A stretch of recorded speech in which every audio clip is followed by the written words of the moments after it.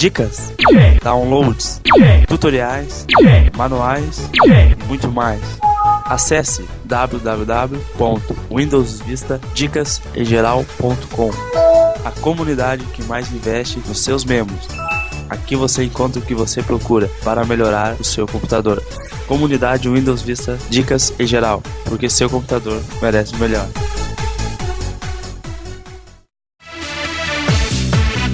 Tire suas dúvidas sobre informática e tecnologia. Acesse forum.windowsvistadicasemgeral.com e faça seu registro hoje mesmo. Comunidade Windows Vista Dicas em Geral. Apoio Webnames, soluções em internet. Acesse www.webnames.com.br.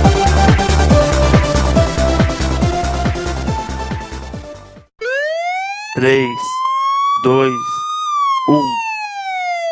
A partir de agora, mais uma edição do Dcast. Assunto da semana: computação gráfica. Olá pessoal, estamos iniciando agora a 8ª edição do Dcast, podcast oficial da comunidade Windows Vista Dicas em Geral. E hoje não estamos contando com a participação de Lucas Viana, mas marcando presença aqui nessa gravação está meu querido amigo Cícero Moraes, que estará falando um pouco para nós sobre computação gráfica.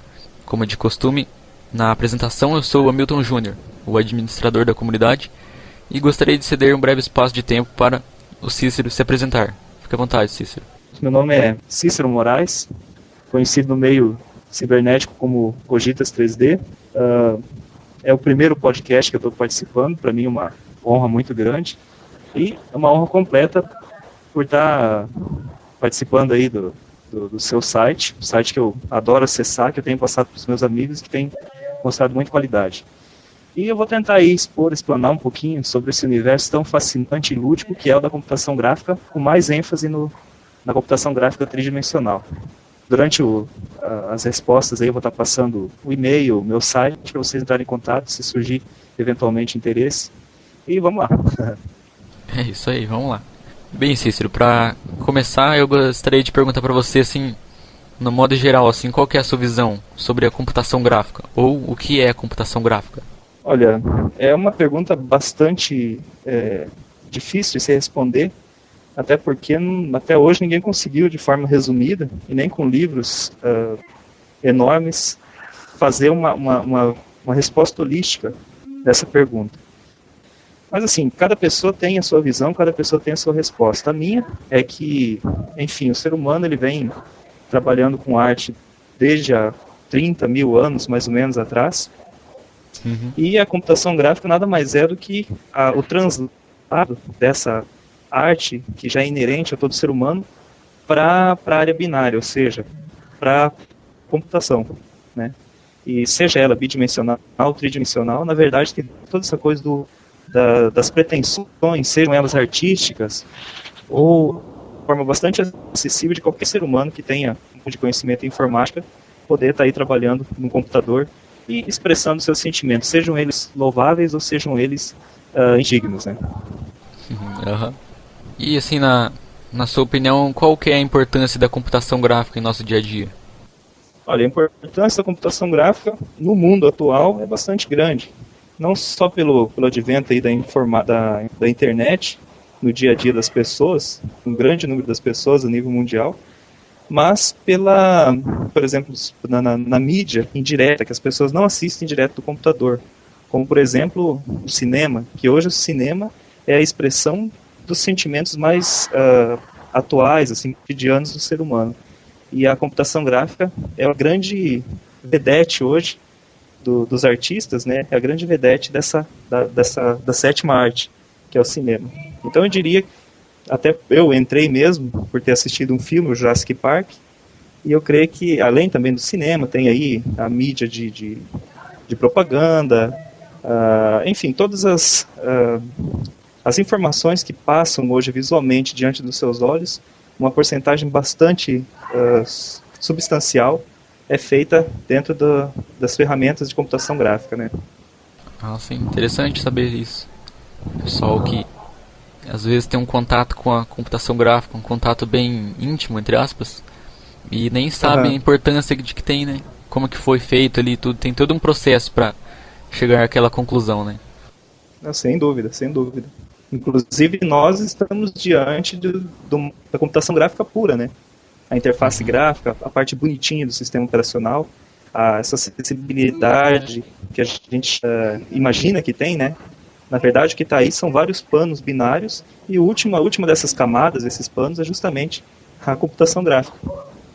E assim, qual que você considera um perfil ideal para ser um profissional da área de computação gráfica? Olha, depende da área de atuação. Se você trabalha com computação gráfica voltada à propaganda, é essencial que o profissional seja bastante ousado, que ele seja bastante criativo e que ele não tenha, que ele não passe pelo crivo da censura.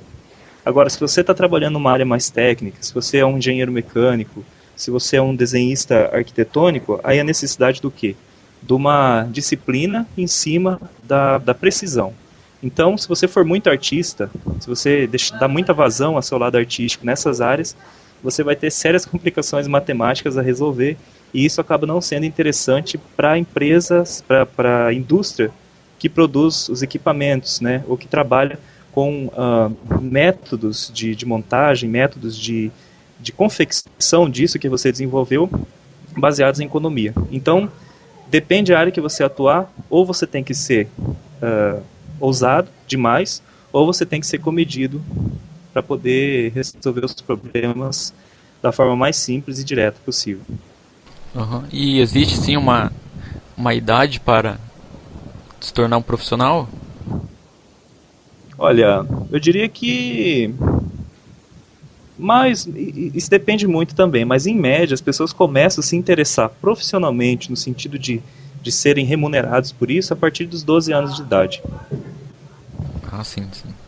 Aí até uns 14, 16 você começa a trabalhar bem, até uns 18 você vai estar maduro e já vai estar trabalhando aí no mercado e brilhando, né? Sim, com certeza. Ah, mais uma coisa, isso não tem idade. Existem pessoas que eu ministrei alguns cursos, pessoas já com 40, 50 anos, e que aprenderam sem dificuldades e continuaram no caminho, e hoje são profissionais aí da área. Ah, que legal, né? Sem dúvida. É possível ter uma boa remuneração trabalhando com computação gráfica? Sem dúvida, e o mercado está sedento de profissionais nessa área. Hoje em dia, uma pessoa que domina os programas mais conhecidos, como na área de desenho vetorial, o CorelDRAW, o Photoshop, o próprio 3D Studio Max, elas têm uma colocação no mercado com muita facilidade, e a remuneração costuma ser bastante generosa, né?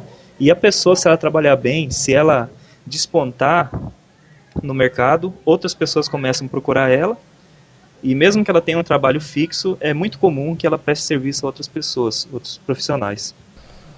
Ah, sim, então é um ramo assim que tem serviço, digamos, em todo lugar.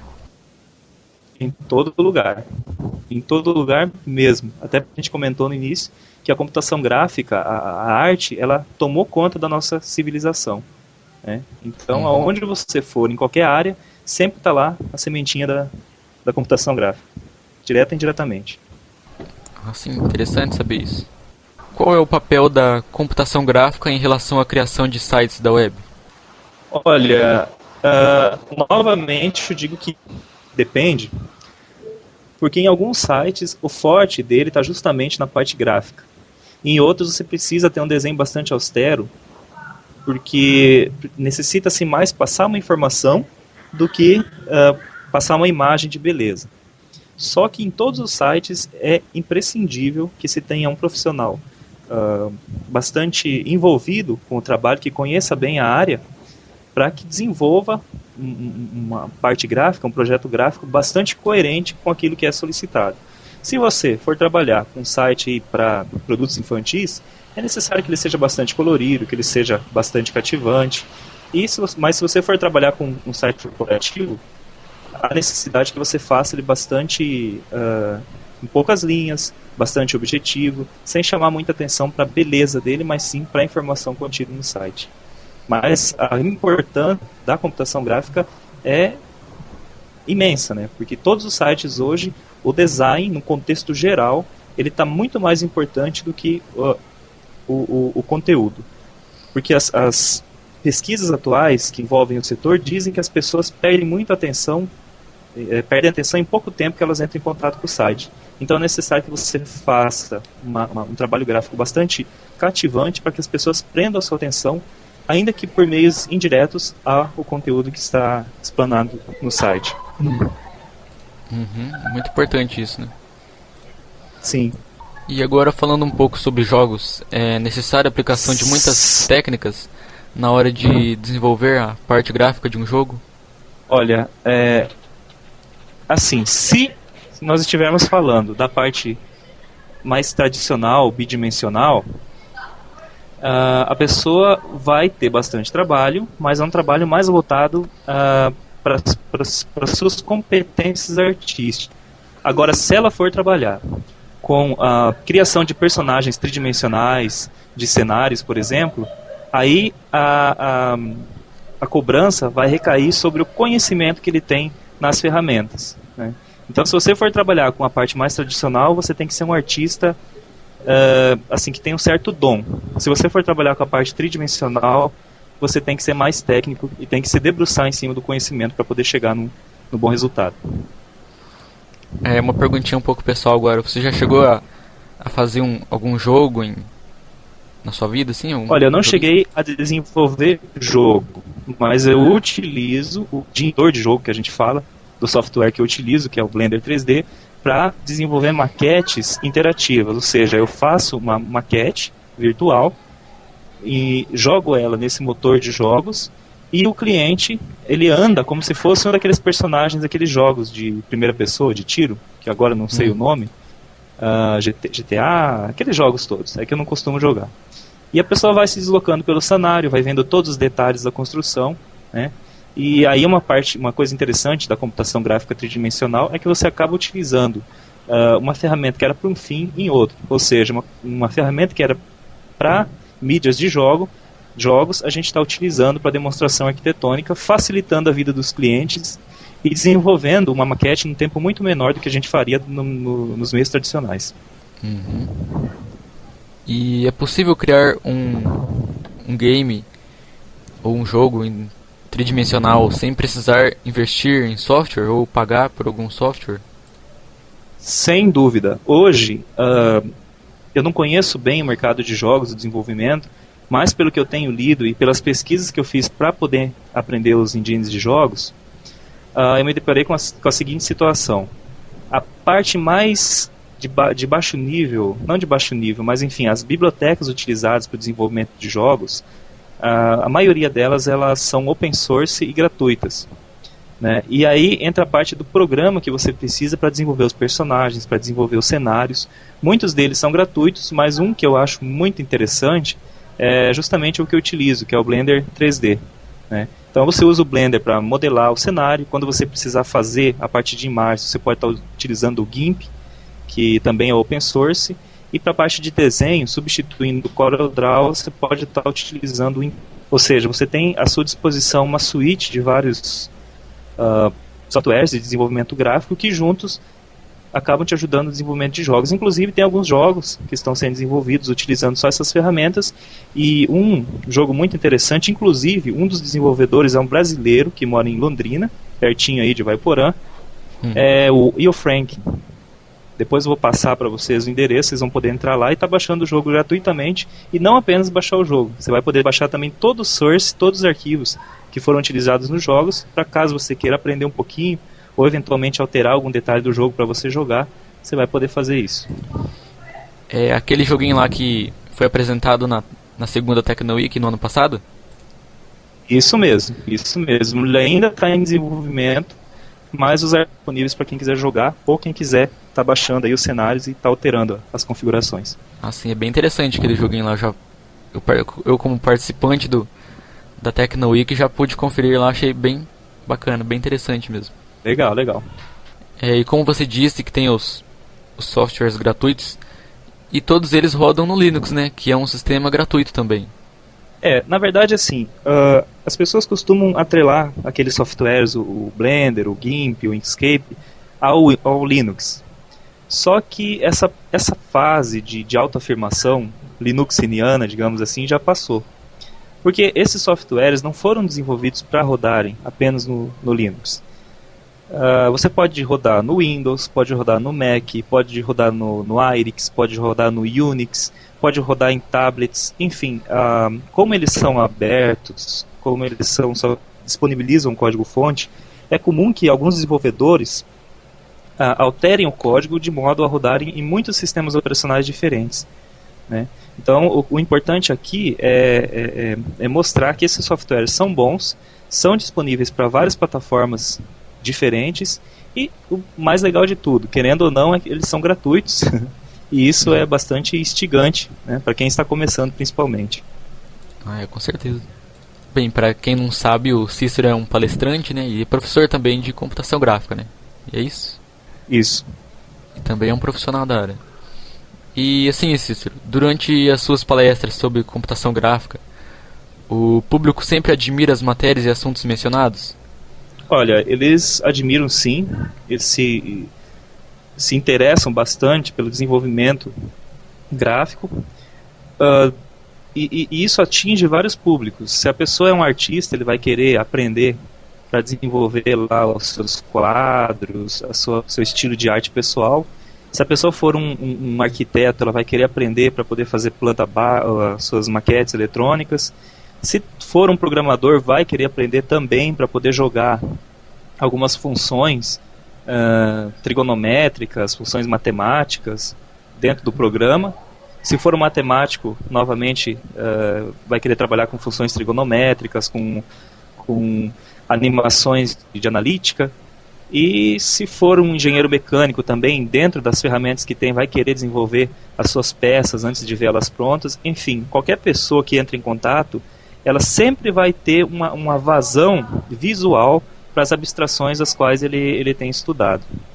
E eu creio que o mérito da computação gráfica chamar tanta atenção das pessoas remonta àquela história de o ser humano ter entrado em contato com a arte há milhares e milhares de anos atrás. Então sempre vai cativar as pessoas a partir do momento que o ser humano ele é um ser artístico por natureza. Verdade, isso mesmo. Para se desenvolver uma imagem tridimensional, é necessário um computador de, digamos, ótimo porte? Não precisa. Você pode pegar aí um 286 com editor de texto, e se você tiver conhecimento em algum programa específico de renderização, ou seja, de conversão de um código em imagem tridimensional, você pode simplesmente escrever, seja um arquivo XML ou seja um arquivo com uma sintaxe característica, uma cena tridimensional e está gerando essa cena. Existem muitos programas que fazem a conversão de texto para uma cena tridimensional, né? E ele roda desde um 286 até os supercomputadores aí que são então aqueles que estão entre os 500 mais potentes do mundo.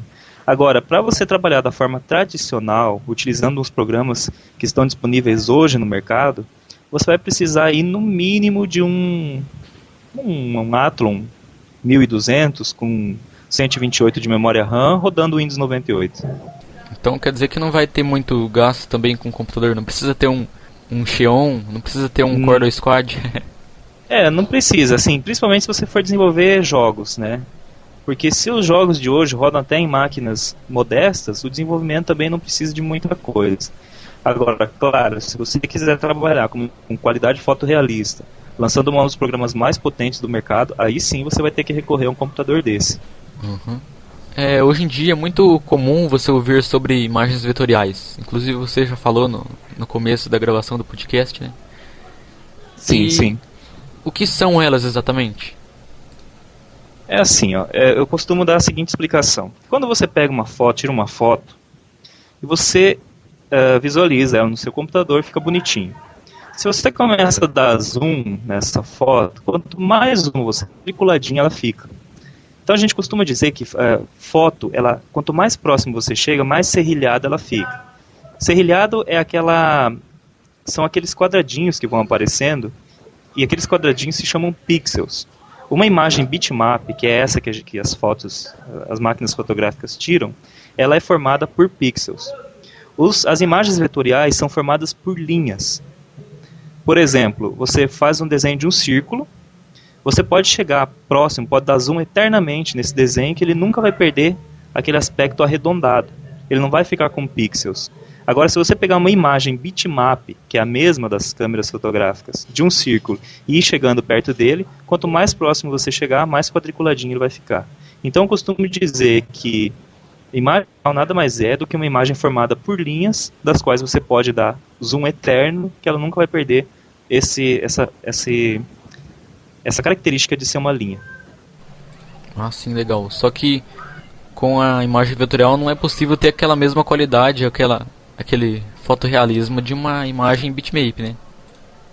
Olha, depende muito. É isso que eu costumo dizer para as pessoas, porque a gente costuma generalizar. Então você fala, imagem vetorial tem uma qualidade infinita. Aí a pessoa fala, poxa, se tem uma qualidade infinita, então por que não converte as imagens aí?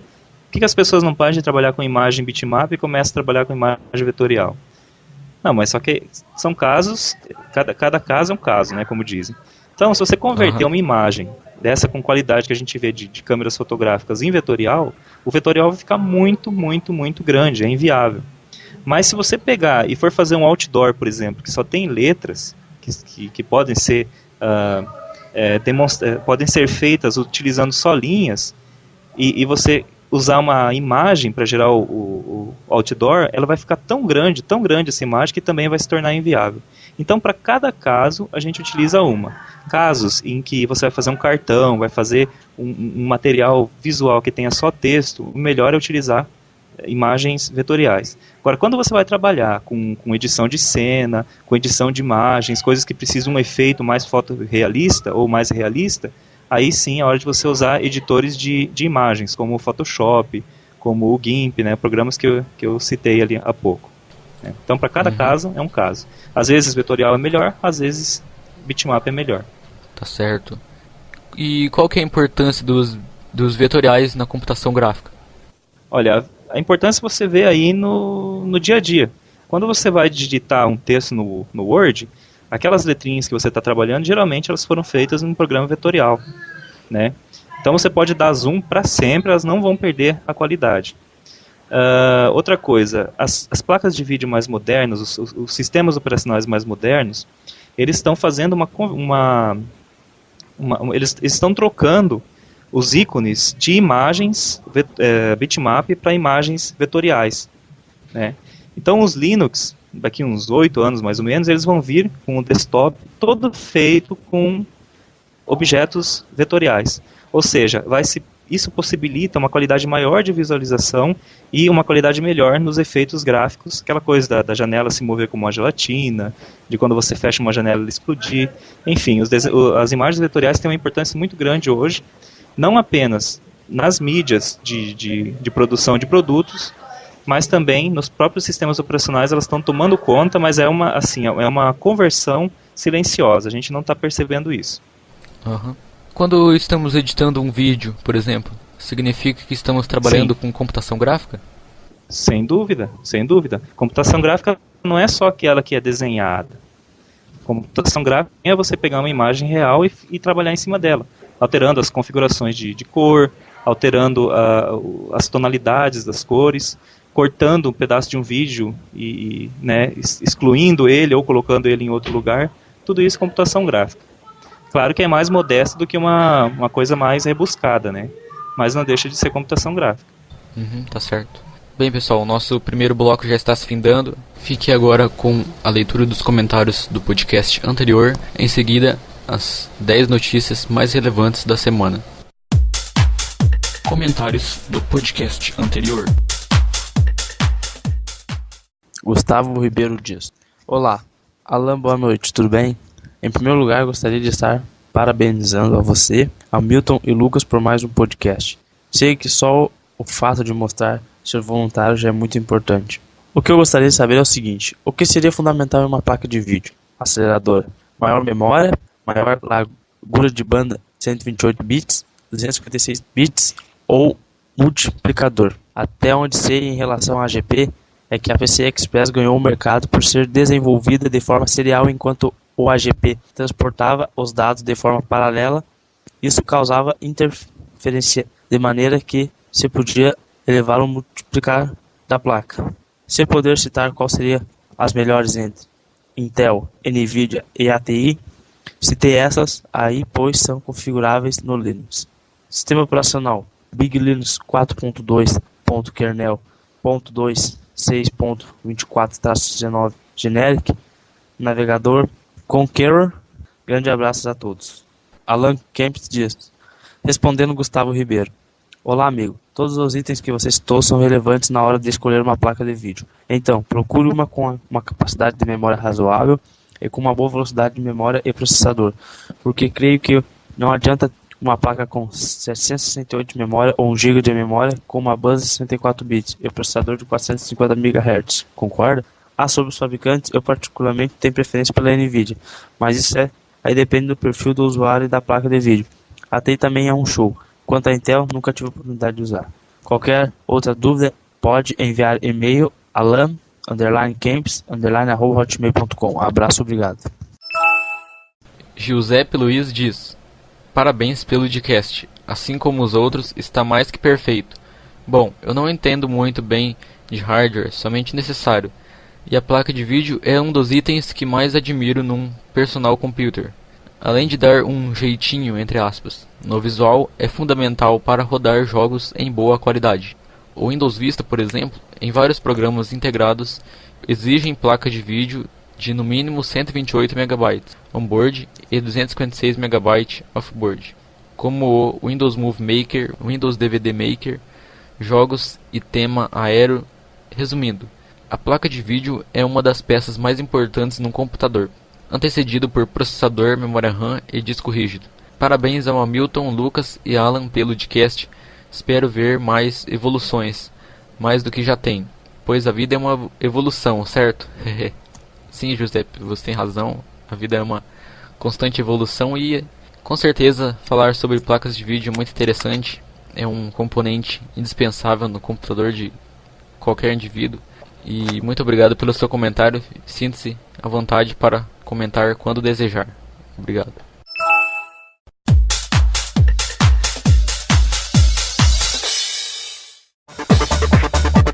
Seu comentário é muito importante para nós. Acesse nosso site e deixe seu recado. Plantão de notícias da comunidade Windows Vista, dicas em geral. Provedores trabalham para bloquear domínios usados pelo Conficker. Em 4 dias, 4 serviços do Google falham. Itautec lança nova linha de servidores baseados em plataformas Xeon 5500. Internautas fazem protesto virtual contra a Associação Anti-Pirataria. Venda sem entrega é golpe online mais nocivo. Ataques exploram falha no PowerPoint. Navegar por sites de lazer no trabalho aumenta a produtividade. Anatel aprova regulamento que permite internet pela rede elétrica. Supostas telas do Windows Mobile 7.0 caem na rede. Sun rejeita oferta de compra feita pela IBM.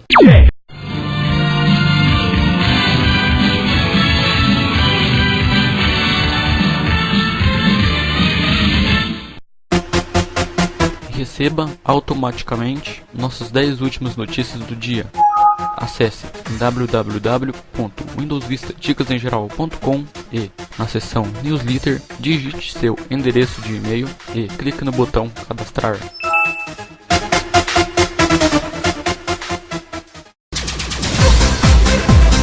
Você está ouvindo o podcast, o podcast oficial da comunidade Windows Vista Dicas em Geral. Bom pessoal, estamos iniciando agora o segundo bloco do nosso Dcast 08, que tem como assunto da semana computação gráfica, com a presença de Cícero Moraes, que estará dando continuidade no assunto. Bem, para continuar, Cícero, por que ultimamente está tão na moda, entre aspas, fazer montagens em fotos e filmes? Bom, desde criança, a nossa geração, ela tem contato com a indústria televisiva. É comum a gente ter se baseado em muitos personagens de filmes, personagens de novelas, ter se instigado com algumas pessoas que a gente assistiu numa reportagem ou num documentário, ou seja, a ligação que a gente teve com a mídia televisiva foi muito grande. E, obviamente, a gente se imaginava, algumas vezes, nessas produções. Hoje em dia, está muito fácil você fazer edição tanto de filmes, de imagens, quanto de filmes, através de ferramentas até gratuitas, né? Às vezes, você está apaixonado, você quer dar vazão a essa paixão, fazendo o quê? Pegando uma música, que foi a música tema do seu amor, do seu namoro, pega algumas fotos que você tirou na sua câmera digital, né, da pessoa que você gosta, mescla essas fotos aí com um background legal e coloca a letra da música. Ou seja, você está sendo o diretor de uma superprodução que para você pode não ser importante para as outras pessoas, mas para você a importância é infinita, para você, para a pessoa que você gosta, enfim. E como nós temos uma tendência muito grande de compartilhar, que o ser humano é um ser gregário, a gente acaba mostrando para todo mundo, colocando no YouTube. Algumas pessoas gostam do que a gente faz, pedem até para a gente fazer para eles, enfim, e isso é bastante gratificante, né? E eu creio que talvez por isso as pessoas estejam lançando mão desses recursos aí. Uma porque eles estão fáceis demais, tá muito acessível você fazer isso, e outra porque todo mundo lá no fundo, de diretor e louco, todo mundo tem um pouco. Gostei. E por que os efeitos, aqueles efeitos especiais, chamam tanto a atenção em um filme de ação, por exemplo? Uma coisa muito legal, hoje em dia não existe mais efeitos especiais, hoje são efeitos visuais. E eles chamam muita atenção porque a gente tem que entender o seguinte: quando a gente vai assistir um filme, é tudo muito exagerado. Exagerado porque se a gente assistisse algo que fosse muito coerente com a realidade, não teria graça, né? As pessoas costumam ter uma visão exacerbada dos seus medos, das suas paixões. Então você vê aquelas mulheres com seios enormes, bumbum enorme, vê aqueles monstros que lembram bestas, parte dele lembra um cavalo, parte dele um cachorro, enfim. Há pouco tempo atrás, em 93, até 1993, a técnica utilizada para fazer esses monstros, ou você fazia um boneco, que não ficava muito interessante, porque você via que era um ser humano vestido, ou você fazia stop motion, que nada mais é do que, não sei se você lembra ou já assistiu, algumas partes daquele King Kong de 1935, que ele sobe num prédio e você vê que é de massinha, ele é feito de massinha. Então, até pouco tempo atrás, os animais, os efeitos especiais de seres que não existiam eram feitos com essa técnica, ou seja, a pessoa via que aquilo não se tratava não parecia real. Hoje em dia, você assiste um Harry Potter, você assiste Crônicas de Nárnia, filmes assim bastante complexos no quesito 3D, e aquelas criaturas fantásticas acabam meio que tomando vida.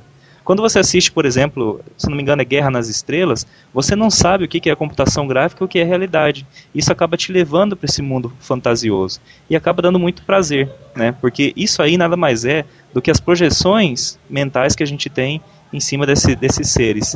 E assim como nos sonhos, quando a gente entra em contato visual com isso, os sentimentos eles são exacerbados também. E isso de alguma forma causa prazer. Talvez por isso que as pessoas se sintam tão atraídas, né, por esses efeitos tridimensionais hoje em dia. Uhum. E não sei se você conhece aquele filme Transformers. Sim, eu estava justamente pensando nele. Aquilo lá foi o ápice, o suprassumo da computação gráfica 3D. Então, falando um pouco sobre o Transformers, em filmes como Transformers, por exemplo, os efeitos e os personagens fictícios são muito realistas, né? Sim. A gente pode perceber que é muito realista mesmo. Então, para se criar um filme como este, é exigida muita técnica? Olha, não é exigido muita técnica, é exigida muita técnica. É necessário um corpo enorme de técnicos, de pessoas que, não apenas artistas que compreendem o 3D, mas pessoas físicos, pessoas que estão ligadas com o estudo de como que a luz se comporta, como que alguns corpos se comportam. Por exemplo, você vai fazer cenas que tem colisão. Um artista sozinho não conseguiria fazer aquilo, né? Porque tem muita coisa física ali no meio. As pessoas perguntam, é muito difícil fazer? A resposta que eu dou geralmente é a seguinte: pegue e assista o corpo de técnicos que foi necessário. No final do filme passa lá o cast, né, as pessoas que participaram. Tenta ver o número de pessoas que participaram da parte técnica do filme. Madagascar, A Era do Gelo, são filmes que necessitaram mais ou menos de 200 pessoas só na parte de computação gráfica. Agora você imagina um Transformers, que são efeitos extremamente complexos. Com certeza foram muito mais pessoas, e não apenas pessoas com elevado grau técnico é necessário. Também você precisa de computadores super potentes para poder converter todos aqueles dados matemáticos em imagens. Às vezes são computadores que tomam um andar de um prédio inteiro, né, com uma capacidade de processamento fantástica. E é isso. Há necessidade de muitas pessoas, muita técnica e também um equipamento super parrudo. Pois é, e aquele Transformers, e ele é todo desenhado ali, feito, todo projetado em alta definição, né? Eu fico admirado, eu tenho ele aqui, dá quase 25 GB. E ele tem a resolução de 1920 por 1088 pixels. A qualidade é full, perfeita. Né? Isso. Full HD, exatamente. Mas eu vou te falar uma coisa, isso já é o filme, eles ainda diminuem um pouco. Quando eles geram o original, os originais geralmente são maiores. Então é muito mais dado que eles precisam para gerar. Imagino mesmo. E agora estão desenvolvendo o Transformers 2, né? Dizem que a qualidade que já era ótima vai ficar melhor ainda. Vamos ver, né? Eu não consigo nem imaginar isso. Eu acho que se melhorar, estraga.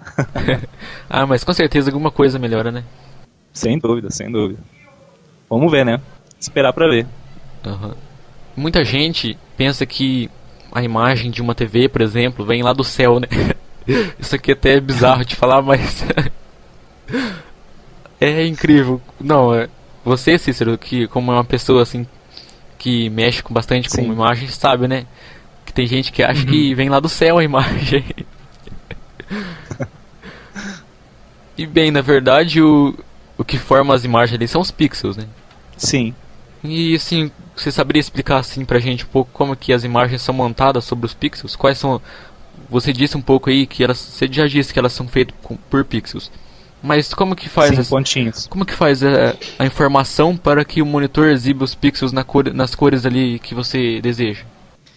Isso aí remonta também a muitas décadas atrás. O que a gente tem que entender da computação? Vou ter que fazer uma breve explicação para explanar melhor o conceito.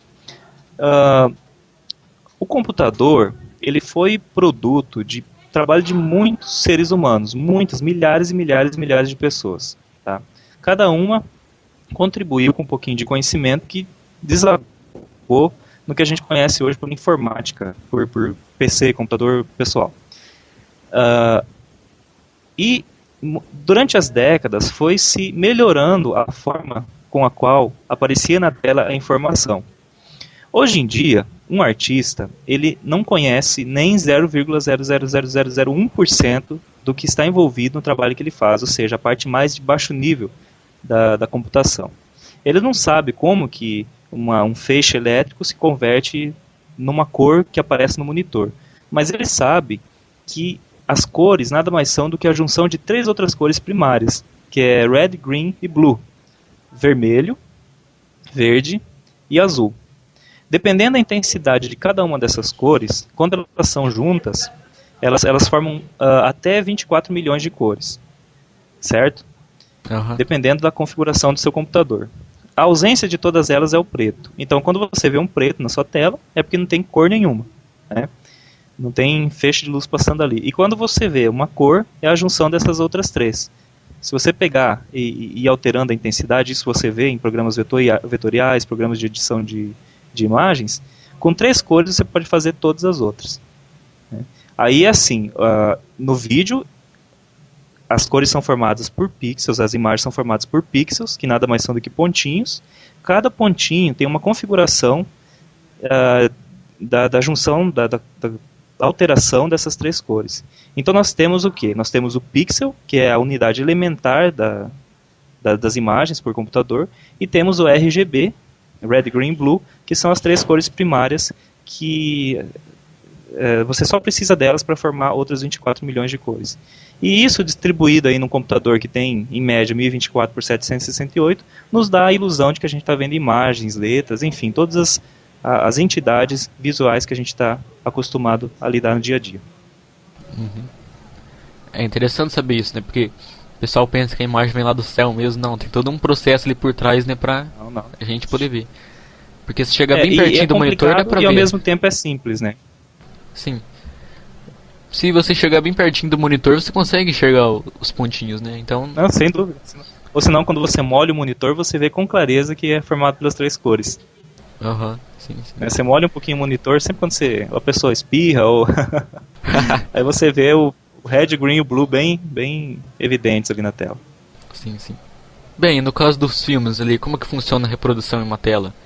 Na verdade, ali, o DVD, por exemplo, ele salva as informações e o aparelho converte elas em cores. É assim, ó.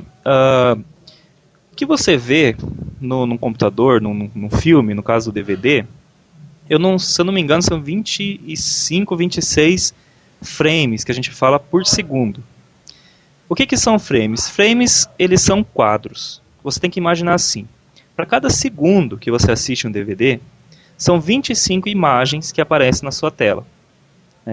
Você falou que você baixou o Transformers e que ele tem 1900 por 1088 pixels. Isso. Então você imagina assim, aquele filme que você está vendo, cada segundo dele é formado por 25 imagens, que elas têm um tempo para passar, aí dá a ilusão do movimento. São 25 imagens em 500 pixels. Só que assim, eles têm um segredinho. Eles têm algoritmos de compactação, tá? Porque se você fosse usar uma imagem sem compactação nenhuma, ficaria no mínimo umas 10 vezes maior do que esses 25 GB que você tem aí. Então tem todas as malícias técnicas aí por trás, eles pegam, fazem compactação, cada 25 imagens uma parece que é super compactada, e isso no final dá uma economia bastante grande de espaço. Uhum. Daí, conforme os quadros vão passando ali, é tão rápido que dá a sensação de que não parava mais, né? De que tá direto. É aquela... Eu costumo dizer assim, é só você imaginar você fazer um desenho de... acho que todas as pessoas já fizeram isso, pegaram e desenharam aquele bonequinho de palito no caderno, e em posições diferentes, e depois folheou as folhas, pegou no cantinho e foi passando rapidamente, e dava a impressão de que estava se movimentando o personagem. Uhum. Sim, com certeza, é um ótimo exemplo. Então, é isso que acontece, mas a nível de computação gráfica, né? Imagens passando um tempo X dão a impressão de movimento. Uhum. Bem, eu acho que essa aqui já está meio explicado, né? Os softwares que a gente utiliza no dia a dia no computador, todos eles têm uma certa quantidade de computação gráfica, né? Ou seja, a sua área visível. Sim, exatamente. A sua logomarca, né? Os seus ícones, tudo isso é computação gráfica. Certo. As imagens em filmes de alta definição são a mesma coisa, só que a diferença é que elas são maiores e têm uma definição maior, é isso? Também, na verdade, assim, não é só uma imagem com mais qualidade, o Full HD que a gente fala. Estão atrelados aí nas televisões do futuro, na mídia do futuro, algumas outras ferramentas que vão tornar ela mais interativa. Né? Igual o DVD. O DVD não foi só a evolução de ficar com mais qualidade a tela, o filme, você poder enxergar mais detalhes. O que ele trouxe também foi a possibilidade de colocar mais informação dentro de uma mídia, making off, até joguinhos para diversão de crianças, enfim, você atrelou uma quantidade maior de informação dentro do que era tradicional, estava limitado só no filme, agora você pode estar entrando em contato com outras informações que há muito tempo atrás você nem imaginaria que estaria disponível. Ah, sim. Por que a transmissão gráfica digital atinge uma qualidade superior em relação à analógica? Seria por causa que ela envia assim, os dados de forma mais pura? Olha, é que eu não tenho conhecimento quanto à forma analógica, mas eu imagino assim, que o segredo da computação está justamente nos algoritmos e nas malícias. Eu costumo dizer que são malícias que os desenvolvedores utilizam para conseguir, com pouca banda, com pouco espaço, com pouca memória, fazer uma imagem, um tráfego de informação mais eficiente. A gente vê isso muito em VoIP. O VoIP você utiliza assim, um processamento mínimo e ele consegue maximizar a qualidade e minimizar a taxa de transferência. E em relação à transmissão gráfica, digital, o que acontece é justamente isso. Você tem, através de ferramentas de compressão e ferramentas, alguns algoritmos que suprimem alguns efeitos, assim, passando assim, um efeito ilusório para a gente, que a gente acha que está vendo tal coisa, mas na verdade o que está ocorrendo lá é outra. Então, através desses algoritmos de compressão, eles conseguem uma qualidade maior. Ou seja, maximiza a qualidade, minimiza a taxa de frequência. Certo. E se eu quisesse fazer um vídeo caseiro e colocar uns efeitos do tipo Matrix?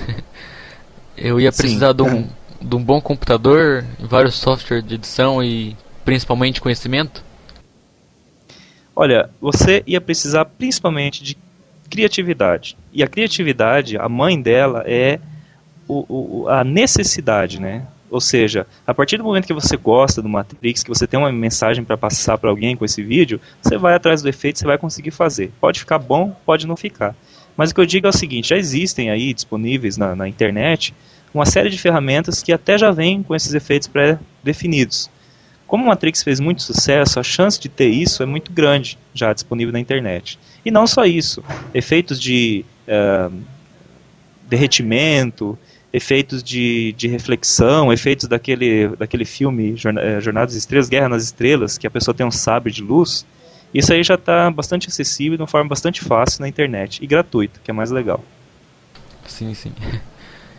Claro que se você quiser fazer uma coisa profissional, você vai ter que estudar ferramentas profissionais, a curva de conhecimento vai ser maior, mais acentuada, enfim. Mas para você se divertir com seus amigos aí, e até se autodivertir, já é o suficiente você lançar a mão do que está disponível na internet. Com certeza. E na hora, assim, para trabalhar com computação gráfica também, além de criatividade, é bom ter uma dose extra de paciência? Sem dúvida. Eu diria até que é mais importante você ter paciência do que criatividade. Viu? Porque as pessoas costumam achar, fulano nasceu com dom, por isso que ele é bom. Mas na verdade não. Na verdade o dom é um detalhe perto de um bom profissional. Se a pessoa tiver vontade, tiver muita paciência, na verdade sim, é resignação, né? Não é tanto paciência. Ela vai conseguir fazer ótimos produtos, né? Ótimas obras. E eu digo o seguinte, se você tem uma boa ideia na cabeça, se você tem fez um roteiro disso, tem um objetivo muito claro, e você tentar, você vai conseguir. Se você não souber uma coisa e começar a tentar aprender, uma hora a ignorância vai se cansar, e você vai aprender, com certeza. Com certeza. E para trabalhar com computação gráfica, ter um monitor de vídeo com uma área visível mais extensa é essencial? Depende da área que você for atuar. Porque assim, o que a gente tem que pensar? Se você for trabalhar com mídia para a internet, ele tendo 1024 por 768 está ótimo. Se você for trabalhar com mídia de alta resolução, ele chegando a 1900 por 1088 já é o suficiente. Tem pessoas que eu conheço, artistas, que trabalham com monitores de 15 polegadas, 600 por 800. Né? Mas eles já têm o know-how, já se acostumaram com aquela área de trabalho e conseguem fazer coisas fabulosas, mesmo com essa diante da limitação. Mas é claro que você ter um monitor aí de 52 polegadas com uma super resolução, não tem coisa mais gostosa que parece que você entra no trabalho, parece que você está lá dentro, a imersão é quase que total. É verdade. Assim, falando um pouco sobre fotografia, que também envolve a computação gráfica, né? No mundo fotográfico atual, ou no que pensam ser fotográfico, assim, digo entre as pessoas, assim, sabe? Sim. Pensa-se muito em megapixels, que agora já está acabando um pouco, mas há pouco tempo atrás era febre, né? Uhum. E assim, em computação gráfica, o que mais vale é a quantidade ou qualidade? Você acha que a quantidade de pixels é indiferente se tiver uma boa qualidade a produção? Novamente volta aquela ideia de que depende. Se a pessoa for trabalhar com material de mídia, aí, um outdoor, ou numa página, fazer uma mídia para a página de uma revista, é essencial que você tenha muita qualidade. Quanto mais, melhor. Tá? Agora, se você for trabalhar com vídeo, se você for trabalhar com internet, já não é necessário tanta qualidade.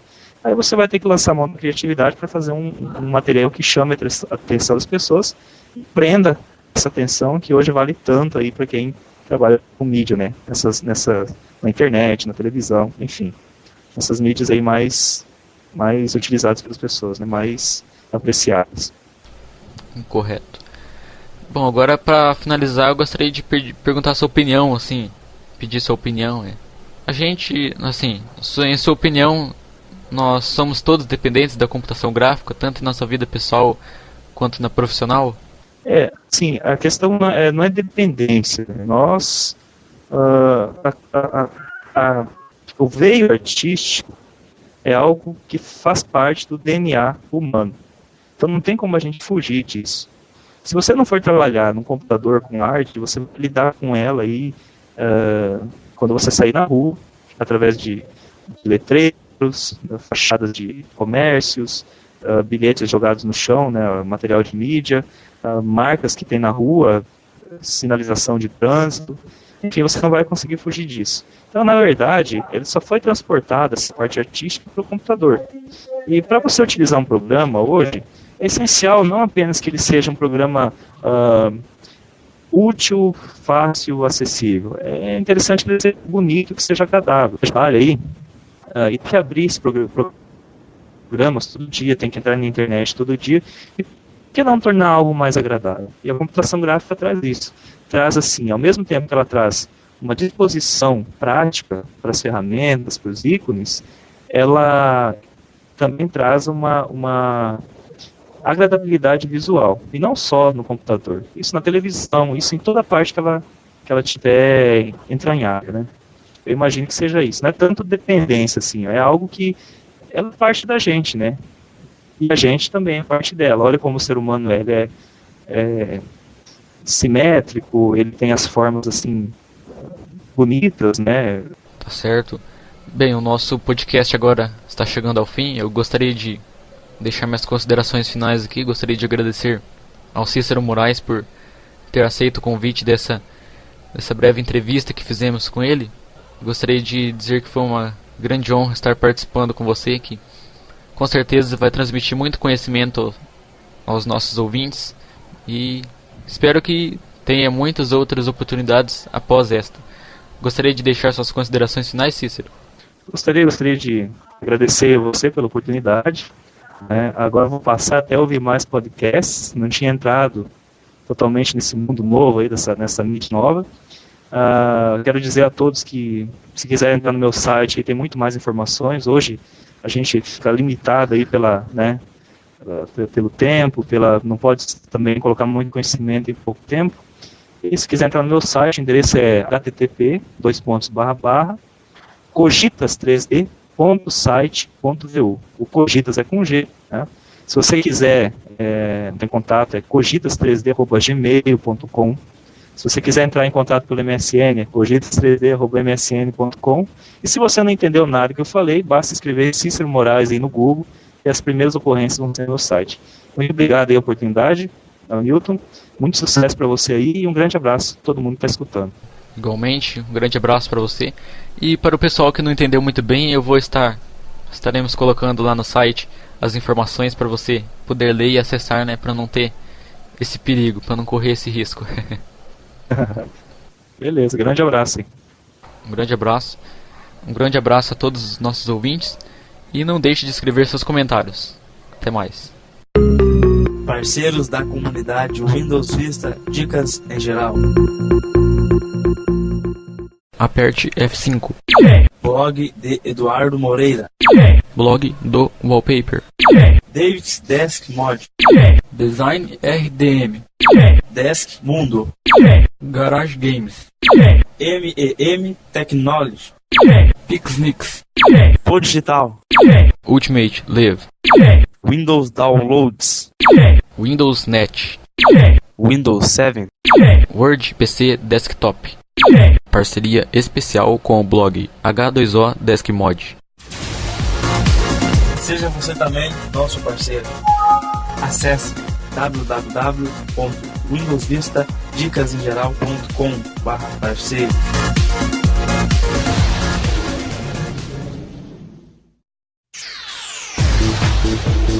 Obrigado por ouvir nosso podcast.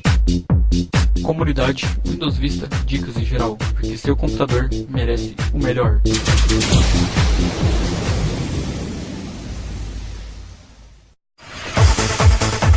A partir do dia 11 de abril, ouça nosso próximo podcast, onde falaremos sobre switches Adobe. Não perca!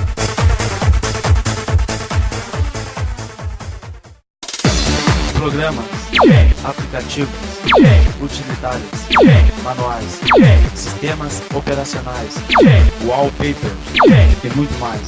Tudo isso em um só lugar. Acesse hdvirtual.windowsvistadicasemgeral.com e baixe o melhor conteúdo da web sem pagar nada. E o melhor, tudo verificado semanalmente, visando retirar qualquer porção dos arquivos. Visite agora mesmo e confira.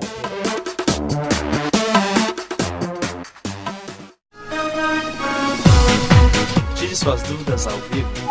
Acesse suporte.windowsvistadicasemgeral.com e fale conosco.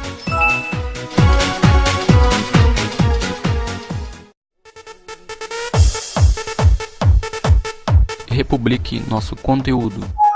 Acesse www.windowsvistadicasemgeral.com/republique e confira nossas opções.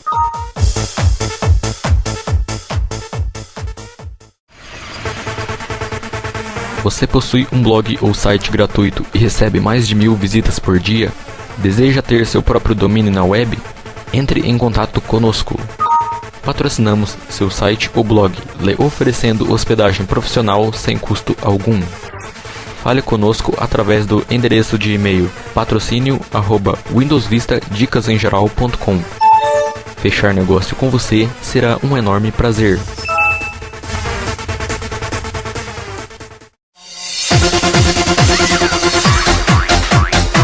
Agradecimentos: Lucas Viana e Cícero Moraes. Realização: Hamilton Júnior.